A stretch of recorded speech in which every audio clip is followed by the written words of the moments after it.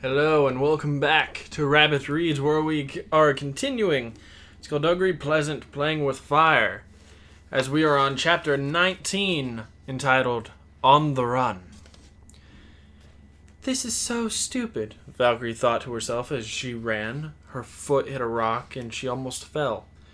She didn't know where she was going or what she would do. She had no plan at all whatsoever. She ignored the trail and ran deeper into blackness.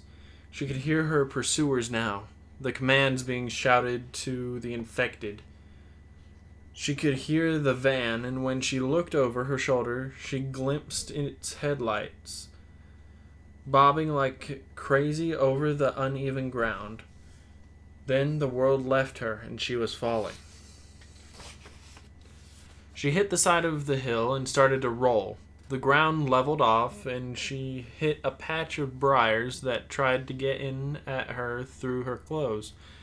The headlights came around the bend, and she flattened herself, the briars tearing at her hands and hair. She dragged herself through as the headlights hurtled towards her, missing her by a hand's breadth. The van roared by. Valkyrie stayed a moment to catch her breath, then ripped the briars away and got up. There were shouts from all directions. The infected almost had her surrounded, and the only reason she was still free was because they hadn't realized it yet. She set off, limping slightly. There was a road ahead. If she could get to the pitch blackness on the other side, she might have a chance to escape. But now there was another set of headlights. The black Jeep. She had to get across the road before she was cut off. And then there was somebody standing in her way. Dusk grabbed her, and she tried to hit him, but he threw her down. "Finally," he said, as though he was bored of a game. He was about to continue speaking, but she saw his face twitch and his hand went to his belly. His fingers dipped into his coat and brought out the syringe. This was her chance, and she couldn't afford to mess it up. Forcing the fear and panic from her mind, Valkyrie splayed her fingers. The air shimmered, and the syringe flew from his grasp, vanishing into the darkness. He cursed, tried to run after it, but lost his balance and stumbled. Valkyrie was up, already moving fast in the other direction. "That was a mistake," she heard him mutter. "That serum was the only thing keeping me under my control." She glanced back as dust took hold of his human form and tore it off like a snake shucking its skin. The vampire beneath the flesh and clothes, the creature within the man, was bald and alabaster white, its eyes black and its fangs jagged. She knew Dusk hadn't been lying. That had been a mistake. Valkyrie sprinted, and the vampire bounded after her.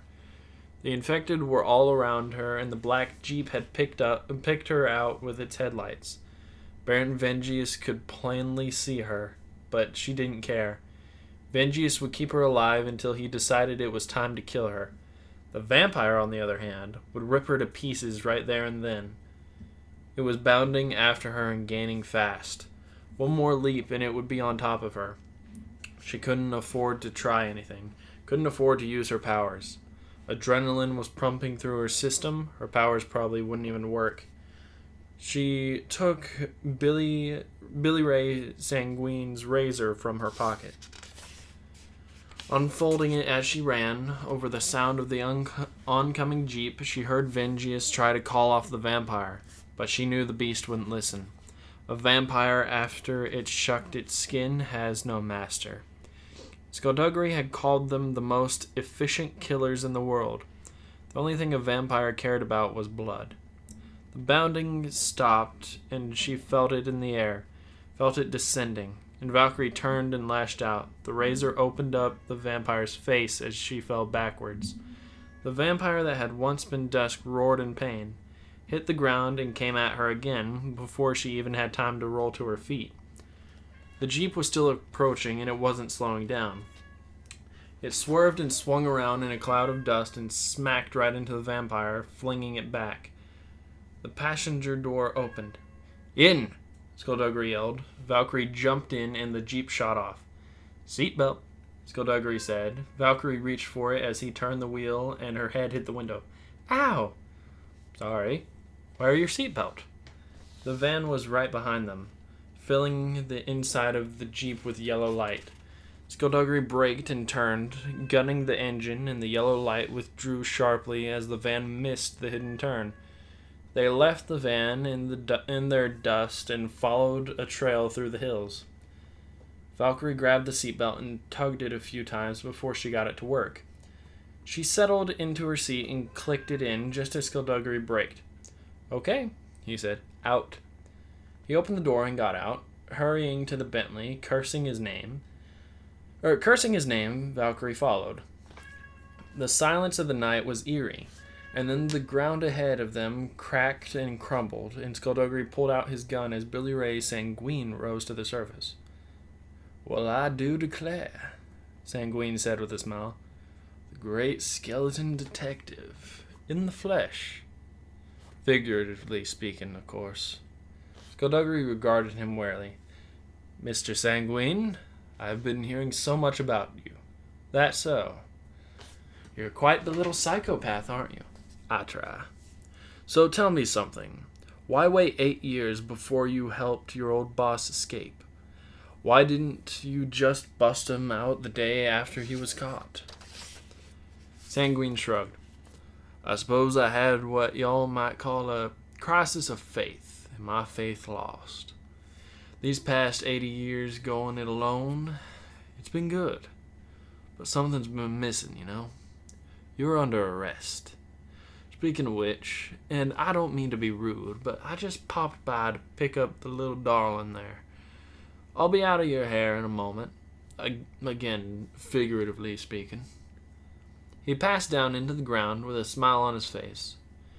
Oh, hell, Valkyrie said, and Skulduggery reached for her, but it was too late. The ground exploded, and Sanguine grabbed her, and Valkyrie didn't even have time to cry out before he took her down into the ground with him. And that is where Chapter 19 ends. So they didn't see Sanguine with Vengeance or Dusk in the last chapter, and Dusk seems to be some sort of giant monster now, which could pose a very bad problem, assuming he's not dead from the car crash. Or the car hitting him, I should say.